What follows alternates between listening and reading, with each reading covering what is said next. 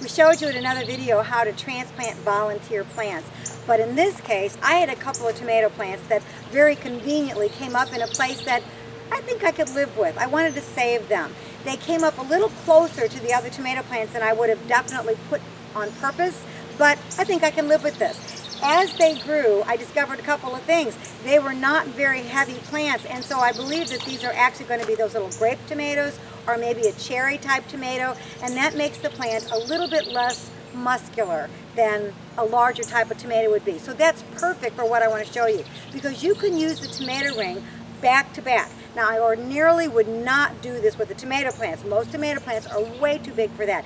That's something you can do with a pepper, even an eggplant. But in this particular case, I got to do it with my tomatoes, and I want to show you. Take a look at these tomatoes. They grew up back to back with just enough room to put in a stake. So look what I did.